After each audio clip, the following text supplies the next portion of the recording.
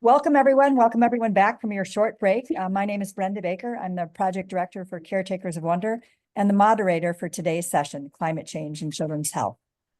Today, you'll hear from 3 Caretakers of Wonder expert advisors on the health challenges that specifically face young children in a warming climate. They'll look at children's physical and mental health and well-being as it relates to climate change and offer solutions that are within our grasp. Each speaker will speak for approximately 8 to 10 minutes, and then we'll take questions and answers from the audience, which we'd ask that you please put in the Q&A function. And finally, we'll end the session with a few minutes of reflection.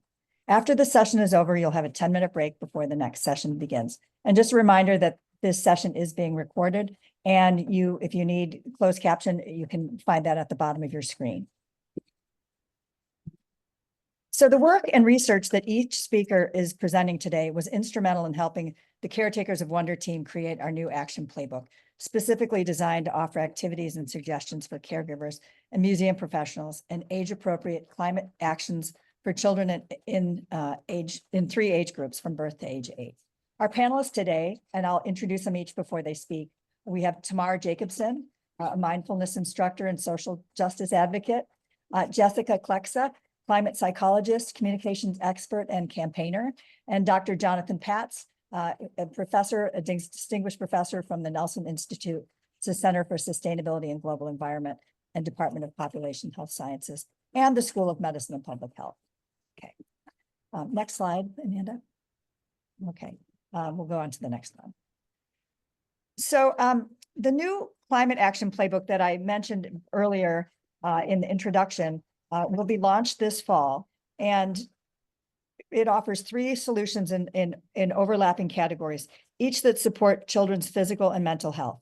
Those areas are nature and well-being, empathy and resilience, and hope and collective action.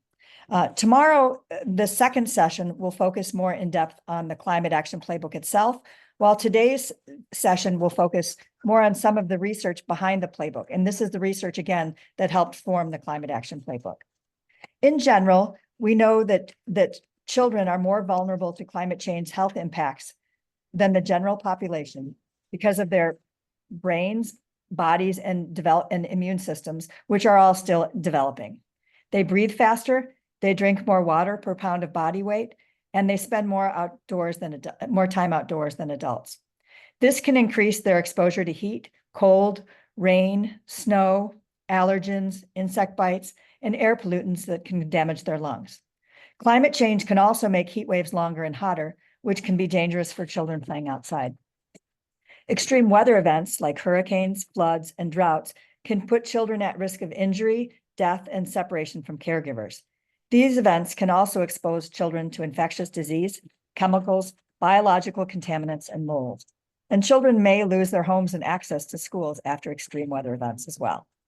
And lastly, climate change is already causing mental health consequences for children, even young children, such as post-traumatic stress disorder, toxic stress, depression, loss of hope, and adjustment disorders.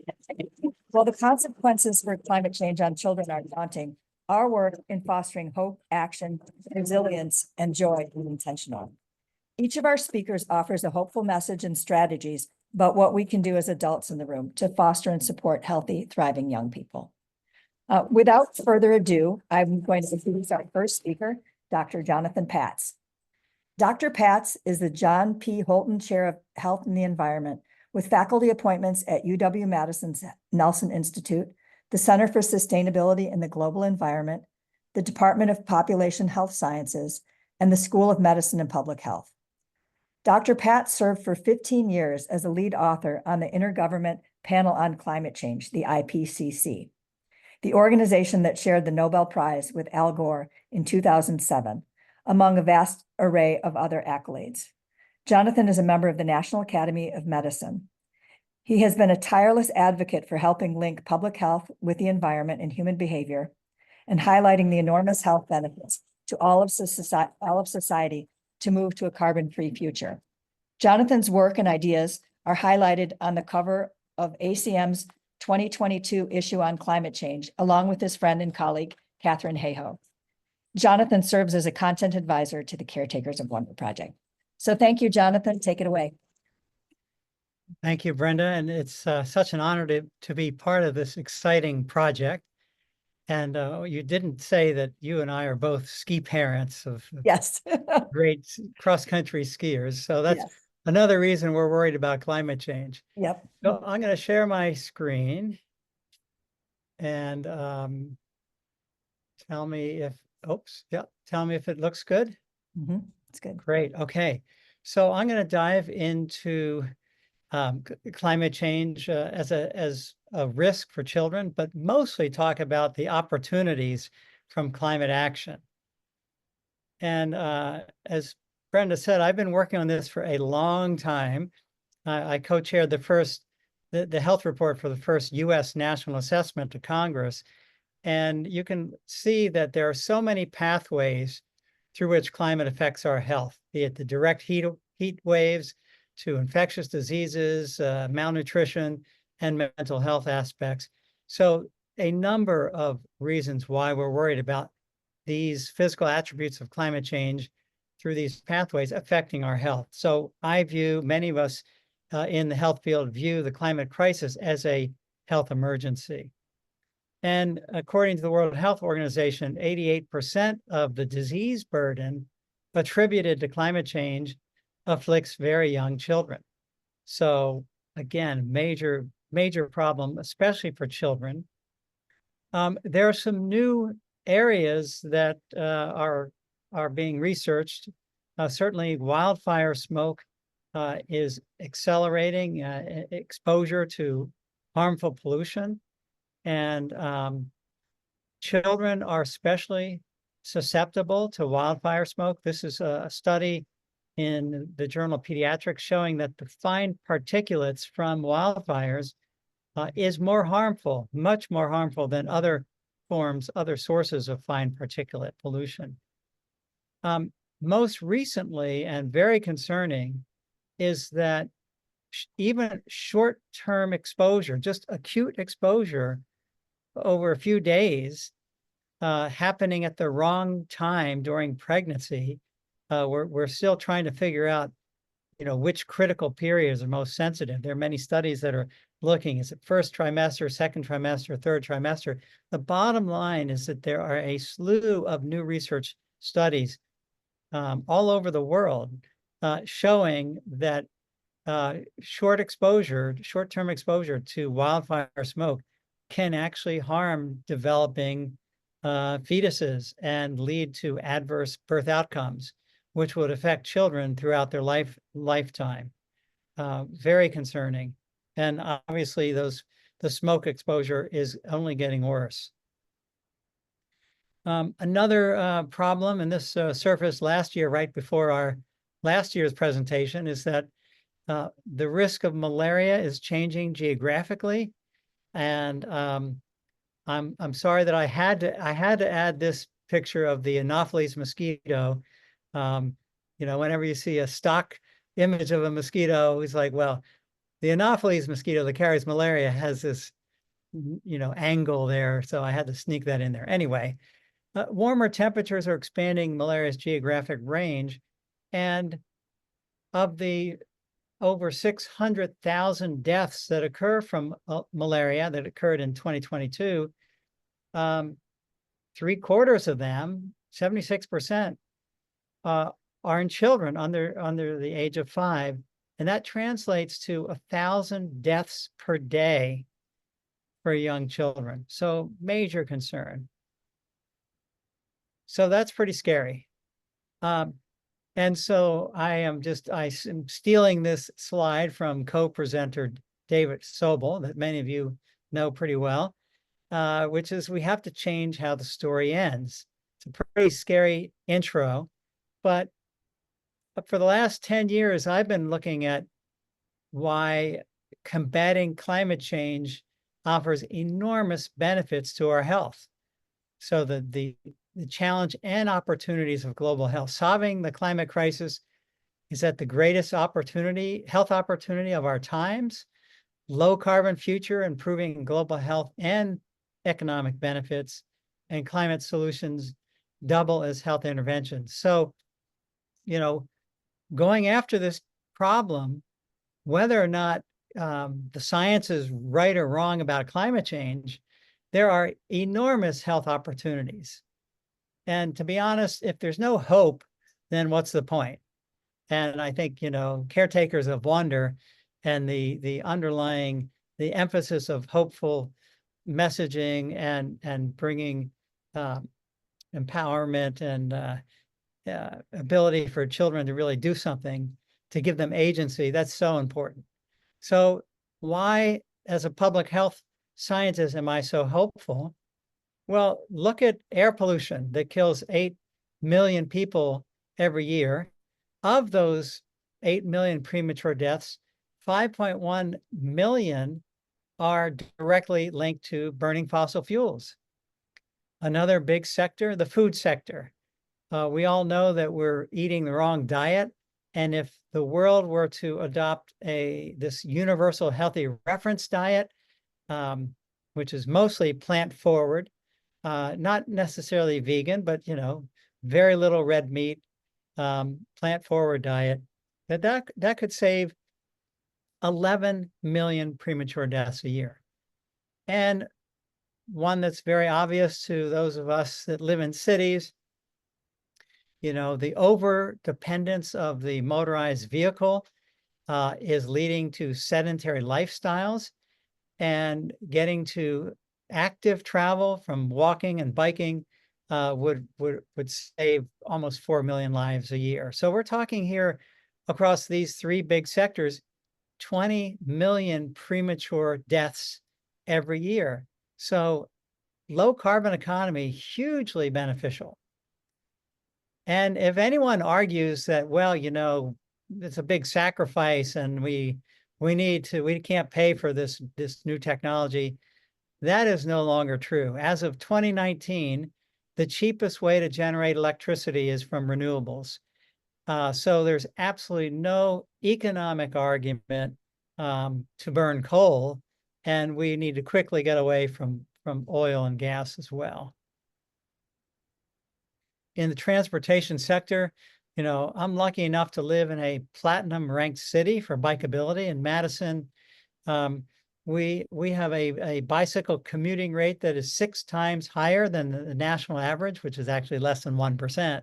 So here it's 6%. Boulder, Colorado, it's 10%. If you got to Amsterdam, that's 40% bicycle commuting. But here at 6% bike commuting, that would save 20,000 lives every year if the national average was 6% instead of 1%.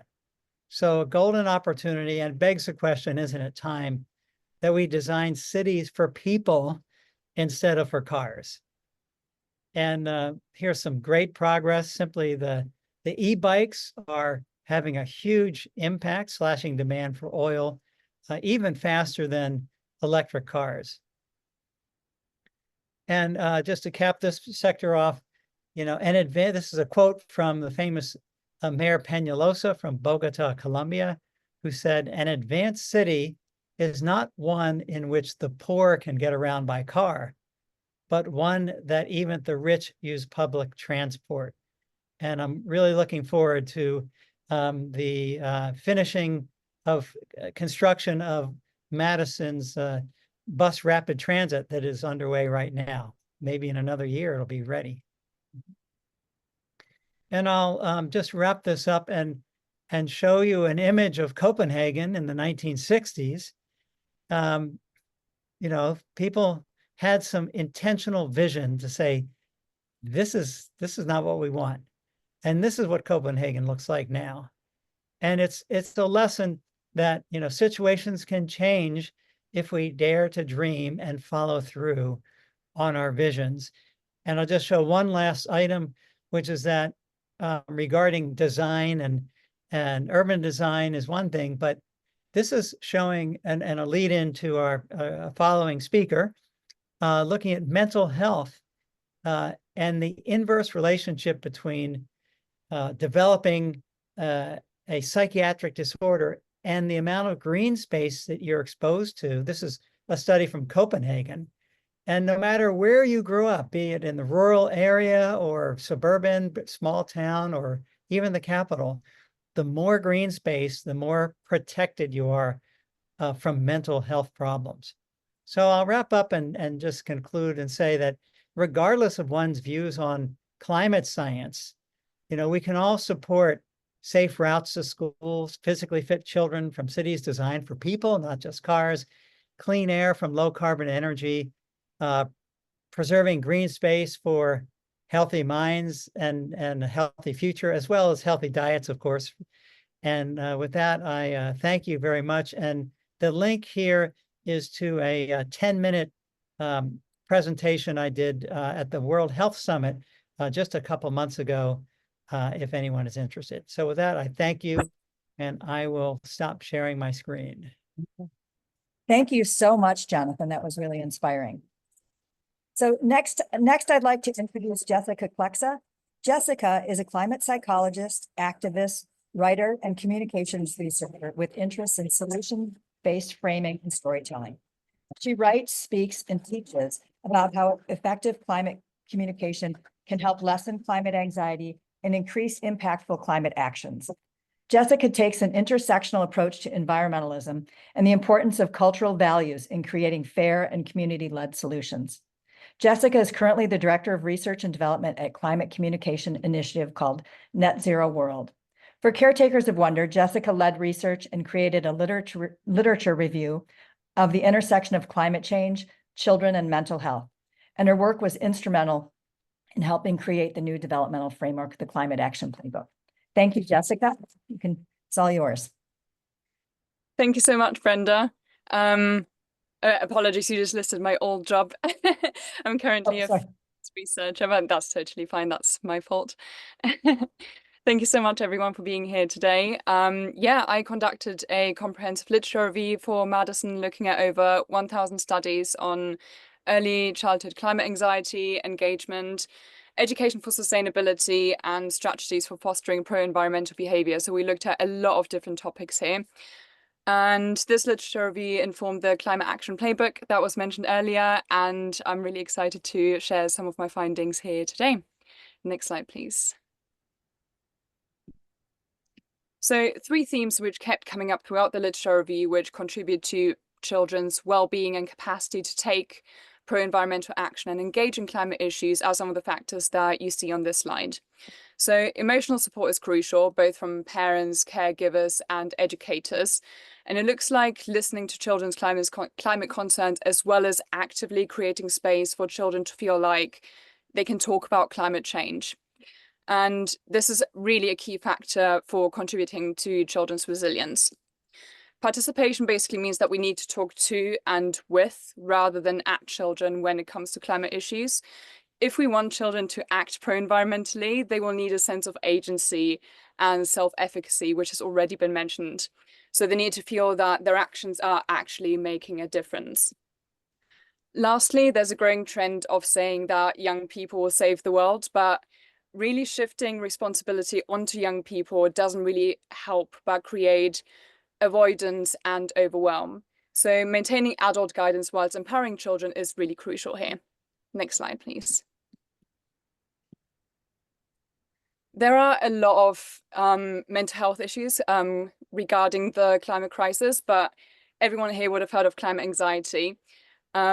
Research shows that 77% of UK children aged 8 to 16 worry about climate change at least once a month, and 25% of Australian children are afraid that the world will end in their lifetime.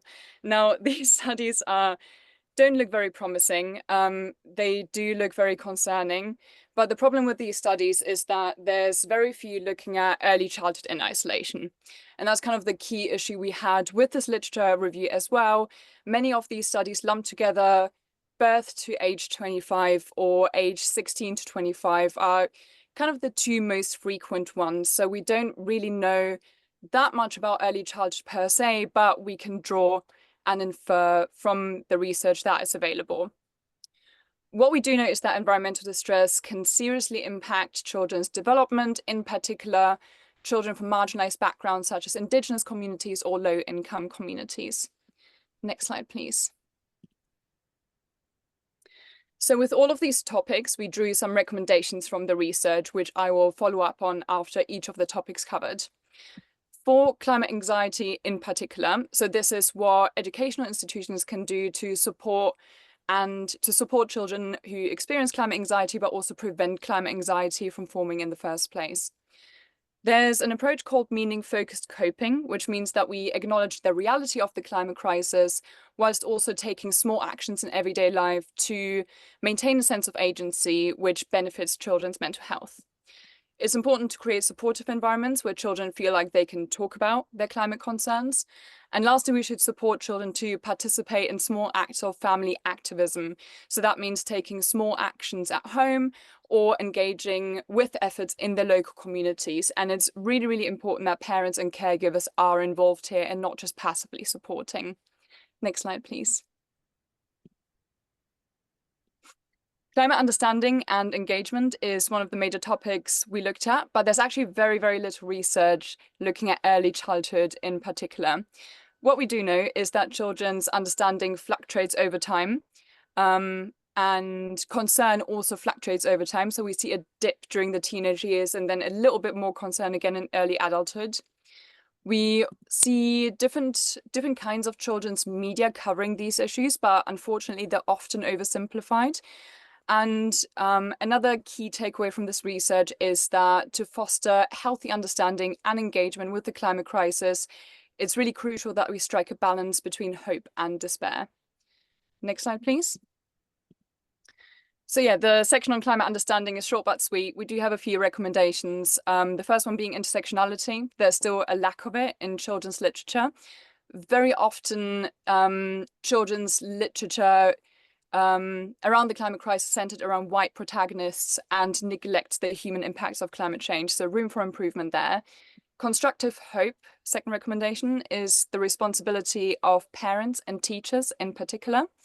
It basically means not downplaying the seriousness of the climate crisis, but also not bombarding children with distressing information, but rather giving them practical things they can do to fight climate change.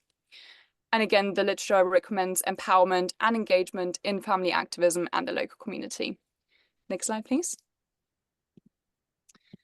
Perhaps not surprisingly, nature connection emerged as a huge contributor to both children's well-being and pro-environmental behavior, which is really one of the key factors that lead to concern and engagement later in life.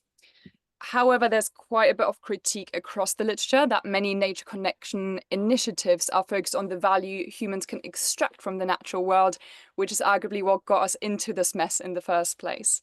Next slide, please.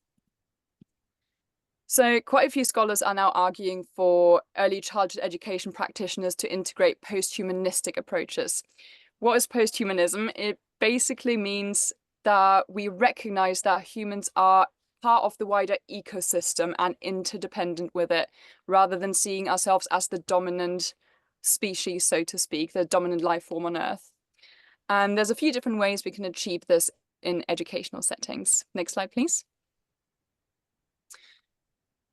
We've got 4 recommendations this time. The first one is to introduce nature connection early and build this relationship from a very young age, as young as possible.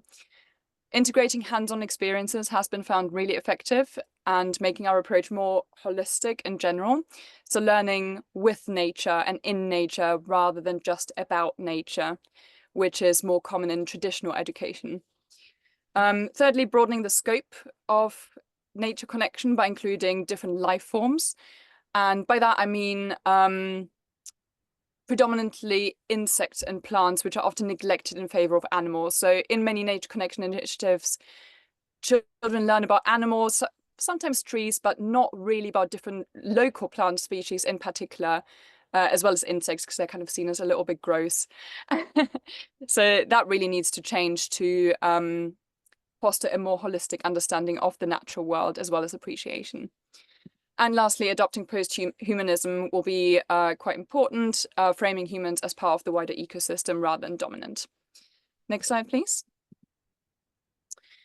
Agency also emerged as a key component for healthy climate communication. One of the main reasons children don't engage with climate and environmental issues is because often they feel like they can't do anything about it because it's so big and outside their control. So it's important that we avoid this misconception from forming in the first place. Next slide, please. So one of the key ways to do this is to make educational environments as participatory as possible. And it can really start very small. For example, if you have a food garden near your institution, letting children plant the saplings can have a really, really positive effect in the long term, because children will see that plant grow and have that feeling of, wow, I did this, I grew this, and that then reinforces both their concern and their motivation and their agency. So giving children a sense of ownership over projects is really key here. Next slide, please.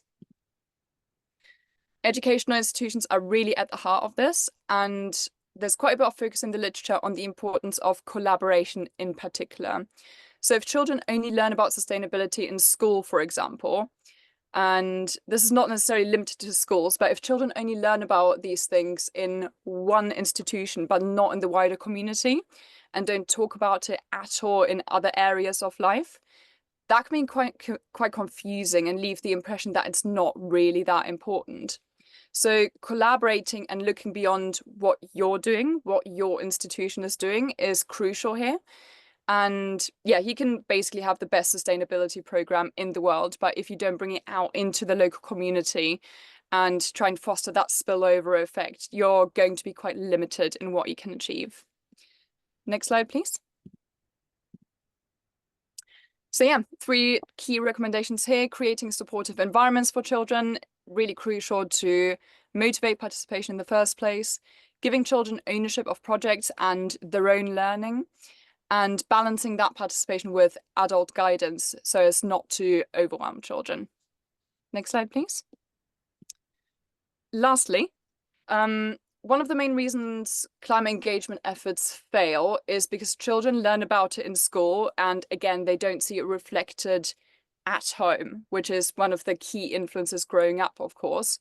And that can lead to avoidance or even climate skepticism. Now, one of the reasons for this is because parents are not receiving enough support to do this and to have climate conversations in the home. So it's not necessarily for lack of care. Next slide, please.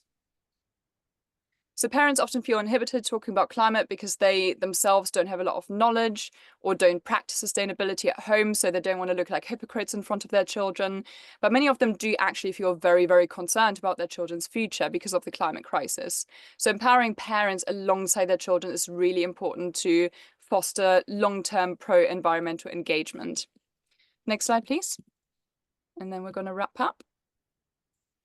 3 key recommendations for parents, and these are also things that your institution can relay to parents you may be working with. Firstly, again, provide a safe space for climate conversations at the home. You probably see this recurring theme of providing safe spaces and creating safe spaces, which really creates a really good basis for this work to happen.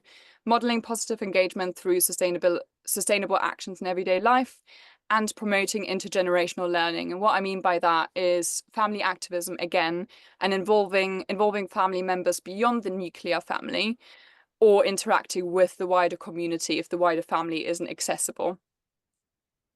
Okay, last slide, just a couple of limits of this research. We try and be very transparent with this because there is not a huge amount of research out there. So as I mentioned before, there's little distinction between age groups. A lot of them are kind of generalized as 16 to 25, birth to 25. So I would say about a quarter of the studies we looked at specified early childhood. So it really wasn't a huge amount. But there were kind of bits we could draw from the other research. It's quite Western centric. I think about a handful of studies were from non-Western countries. So lots of work to be done there. Mostly theoretical. Possibly because of safeguarding concerns. So this is not really something that can be fixed very easily. And the research is also quite climate focused and doesn't take into account nature, biodiversity decline, and all the other issues that come with climate change. But still, I feel like we've put together a really good piece of work here, and it's been a pleasure to work with Madison on this. Thank you so much, Brenda. Thank you so much, Jessica. You really brought up so many great points and summarized your extensive research so beautifully. So our last speaker for this session is Tamar Jacobsohn. And Tamar is a recently retired early childhood educator with the Madison Metropolitan School District, where she worked for over 3 decades, parlaying her expertise in autism and early childhood special education to advance learning for thousands of young learners. At MMSD, Tamar was a member of the core mindfulness team, which infused mindfulness and resiliency lessons into all of her work. She has been an advisor to Sesame Street's mindfulness programming, and most recently on Madison Children's Museum's Nice Age Trail Kindness exhibit and the Caretakers of Wonder Climate Action Playbook. So take it away, Tamar. Thank you, Brenda and Jessica and Jonathan.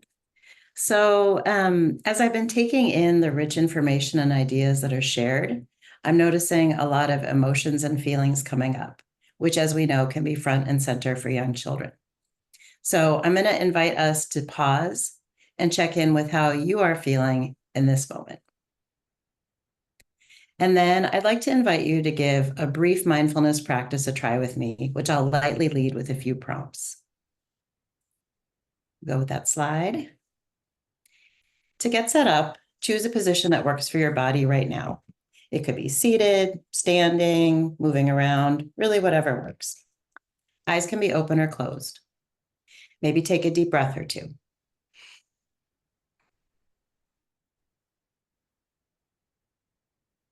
And then in the next few moments, I invite you to send your attention down to your feet, maybe wiggling the toes, checking out what's here right now. Maybe doing a little scan of where sensations are in the body. You might be noticing different temperatures. It may be that you can check in with points of contact, so where you're seated or even clothes on the body in here. So if it's kind of like, it feels neutral, that's also okay. And then taking a moment to get back into that checking out or noticing what's here with sensations. And maybe just naming to yourself, like tingling or heartbeat, something like that. And then in another moment, maybe checking out what might catch your attention as far as sensations and feelings in the body or the heart. And again, just pausing and noting. And then we're going to shift to some imagining. So bringing to mind a place, a person, a community, or an idea that you just adore. And we're going to imagine saying to them or sending these well wishes of loving kindness. Next, please. And I'll say them, and you can just kind of imagine saying them. Or imagine being in the place. May you be well. May you be well. May you be joyous. May you be joyous. May you live with peace and ease. May we all live with peace and ease. Thanks, Amanda. To close this practice at your own pace, come back to the present moment, wiggling around or stretching a bit, your eyes if they were closed. As we let the practice go, I invite you to check in with how you're feeling in this moment. Thank you for giving the practice a try with me. It was kind of an abbreviated mashup of several mindful practices that are considered formal practices, and that we intentionally took a pause from what we were doing with guided prompts for the practice. Mindfulness practices can be tools for coping with everyday and bigger than everyday considerations and feelings for both families, caretakers, and young children we support. Mindfulness cultivates compassion, curiosity, joy, and resilience while building the skill of empathy. It also supports getting out of the brain and into what's true in the present moment with a focus on the body, sensations, and breath, as well as evoking imagination, connection, and possibility. Taking care of ourselves so we are as present as possible in order to be in caring community with each other and sustain change and goodness in the world is imperative for our own durability, as well as to model these possibilities for young children. I also want to acknowledge that the reality of a family with young children typically bears an urgency to get done what is needed to get through the week.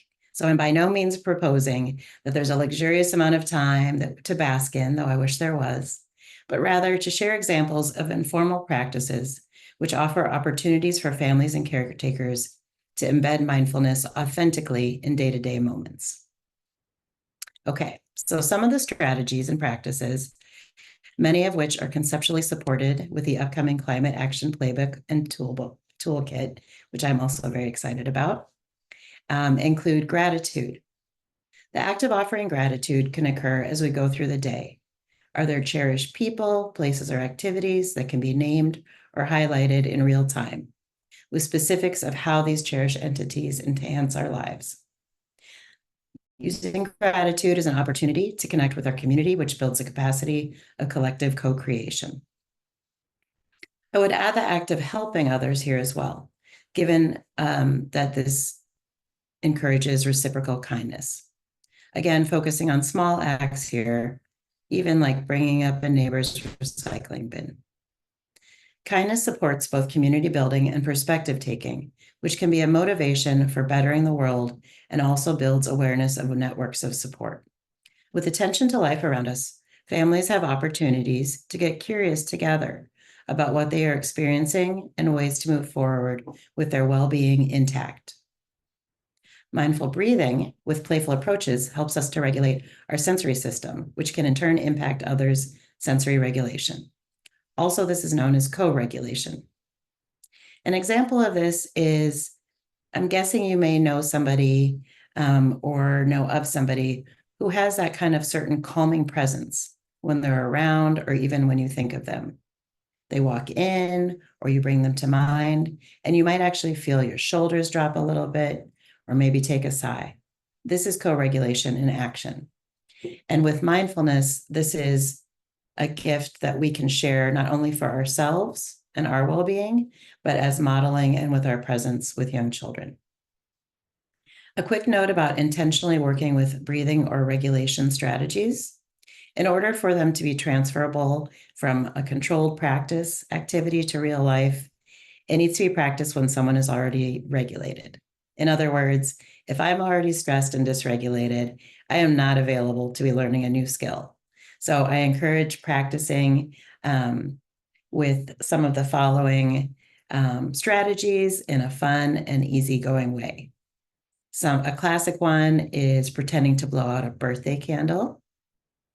We could imagine taking a sniff of something delicious or lovely.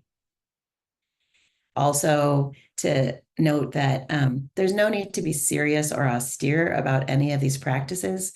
So things like taking big dragon breaths, or if a kid is really into dinosaurs, as so many are, or whatnot, just really tapping into a lead of a child and what interests them, and then expanding upon that to embed some of these practices. Another way of practicing taking a deep breath that had not occurred to me, but recently my grandkids started pretending to sneeze. I noticed that at the end of the act of this 3-year-old's exaggerated fake sneeze, of course, in order to amuse me, there were a few big breaths. They were doing the chew. And then, of course, we both cracked up, laughing, which brings me to joy and delight. Given the context of children's museums, this is an area you are all certainly experts on. We want to be sure that we are modeling a keen sense of wonder and the ability to make play out of everyday materials and interactions. So there isn't an expectation to be setting aside a specific time or to have any special or unique materials. Really thinking about how we can use our day-to-day activities to bring in these concepts is what is the most supportive. Certainly, factors in the world can feel dire and overwhelming. Engaging in joyful acts supports our well-being and liberation, so we're better able to face these challenges. A couple examples, maybe from my own world when my children were younger, could be on the way to childcare. Is there a silly way of getting out the door? Maybe there's a cool design and roots of a tree or a sidewalk, jumping super high to give a high five, or coming up with a progressive sort of story together. With the importance of play, we want to share our presence and attention to engage in imaginative play that can support young children trying on different moods and responses. This can also expand creativity in terms of possibilities for the future. With the idea of also of pausing, even for the smallest time frame, we're giving our systems an opportunity to reground and notice what is true in the moment. This may include a pause from technology, increasing presence for each other, focus, and for observation. So it might be that when you reach for a doorknob, pick up a pen, or even after putting on a sock, just taking a quick pause. I offer encouragement to be curious about enhancing ways to support young children's sense of wonder and connection to the planet and others, with a focus grounded in mindful practices in your own style and what makes sense in the moment for young children you are with. In closing out, I invite you to stretch, take a few breaths, feel into this present moment. Here's to many moments to savor, and I appreciate your presence. Thank you. Thank you so much, Tamar. I really appreciated that practice and your overview of how mindfulness can help in early childhood. I just wanted to also point out that one of both Jonathan and Tamar's colleagues, Richie Davidson, who's also a content advisor on this project, he pointed out recently that, you know, is short of a time as even 30 seconds to a minute of practicing a gratitude, of thinking about something you're grateful for, or having pausing to have a kind thought can actually rewire children's brains. It can rewire anyone's brains. And so, as Tamar was mentioning, it doesn't have to be something that is that takes a long time or that you set aside, 15 minutes a day to do. You can do this in really short snippets while you're doing something else. So thank you so much. We're going to move into question and answer right now. And again, if you have a question that you'd like to ask, please put it in the Q&A as opposed to the chat. And I'm going to pass it off to Amanda. Do you want to, or Stephanie, for the first question? Great. Yes, we have a question through the chat. Is there any research on the impacts of eco-warrior type children's books on mental health or environmental attitudes? There are so many of these books, and they often seem to target ages that are too young to understand the complexities of environmental or climate issues. So do any of our panelists have an answer to that? Anyone know of research on that question? I'm happy to say a couple of words because it came up in some of the literature review. I would say that this kind of literature is not necessarily bad. As a general rule, it can be quite empowering, but there's a few kind of rules that must be followed to maximize its effectiveness. And obviously it also depends on what age group is targeted for any particular book. But I would say it has to be age appropriate, of course. The topics need to be age appropriate. And for early childhood, that is often nature connection rather than looking at the global climate crisis and focusing more on local areas, which arguably can be difficult for children's literature. And as I mentioned earlier, a lot of children's literature only features white protagonists. So bringing more diversity into children's literature so that more children feel seen and can identify with those stories. That will also be really, really important going forward because we don't see that kind of diversity or intersectionality for that matter in children's literature at the moment. And by intersectionality, I mean focusing on the human impacts of climate change and not just the impacts on ecosystems. So that can be basically all of the topics that Jonathan covered are not covered in children's literature in an accessible way. Most of the time, they're just left out. Thank you so much, Jessica. I just also wanted to point out that there is a great growth opportunity here for literature that's age appropriate about this topic for young children. There are books out on the market, including one that's called Climate Change for Babies. That's a board book that, it was well-intentioned, but we all know in the early learning community that a baby doesn't need to, an 18-month-old does not need to know about heat trapping blankets. Instead, they need to be exposed to the wonders of nature, and they need to be around caring adults who love them and who talk positively about the future and model positive behaviors. So, yeah. Let's see. Let me see if there are any other questions. Oh, Ed Green just put in our chat that he wanted to let us know about the Black Rep for Kids Climate Preparedness Initiative that's being funded by NSF and ISIL, which is a really great. It's also in collaboration with the Association of Children's Museum, but it's addressing some of the issues that you were talking about, Jessica, about representation, and that not all kids are represented equally in climate change books and literature. Let's see. We do not have any other unopened questions Okay. in the Q&A or in the chat at this time. We'd probably give everyone one more chance to put something in there.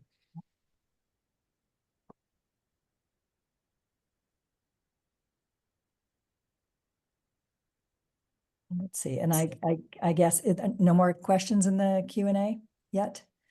All right. So what we wanted to end with today was a reflection. And so we can wait for 30 more seconds to see if another question comes up, but then if we don't have any more questions, we can move on to the next slide. We have one more question Okay, from great. Michael asking if there could be any collaboration with the community in rural Manafwa district in eastern Uganda in terms of early childhood education. Yes, yes, and we don't know what that looks like yet. So one of the things I had mentioned earlier is that we're hoping to expand the Caretakers of Wonder project into the future beyond our NEH Climate Smart grant. We are still kind of working on what that looks like. And I know ACM is a partner with us on this, and ACM is a global organization as well. So we are very open to finding new ways to collaborate. So we'd love to have more conversations with you. Great. Thanks, Brenda. You're probably good to wrap up. All right, so let's move on to the next slide, which is we just wanted to end with a reflection, with a couple of reflection questions, and we're going to ask you to put this into the chat so we can move to the next slide. So if you could take 1 minute to say, what is one small thing that you can do today towards change in your organization that helps children in their health related to climate change? One small thing you can do today. So just start populating the chat if you can.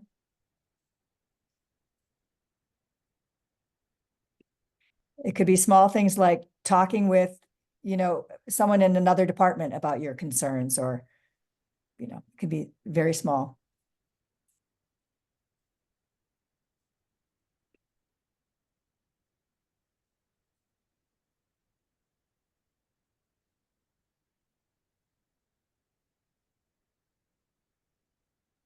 So we're seeing composting leftovers, sharing this information with colleagues,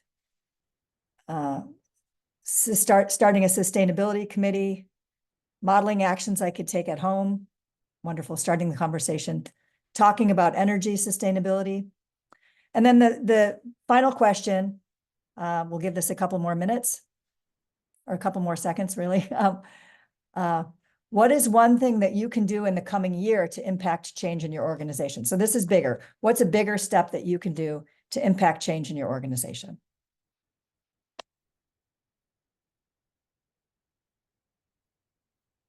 More sharing information, getting permission to display, to raise awareness.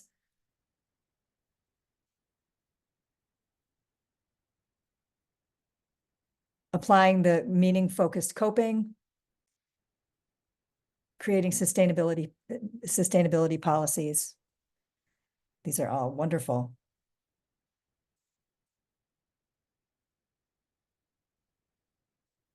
Recycling program supplies in the communities, in the family center, children's books and recommendations. So, so many of these things, as I mentioned earlier, that we are working on a climate action playbook and a toolkit that we'll be launching in the fall. We had hoped to have that all completed by now, but since we've hosted 3 conferences in the last 2 months, we have gotten a little behind. So you be expecting that in the fall. And those of you who have signed up for this webinar will be on our mailing list. So you'll find out when that's available. So lastly, I just want to thank our panelists, Tamar, Jessica, and Jonathan, for all your hard work on this project and for your great presentations today. And then I want to thank all of you for joining us.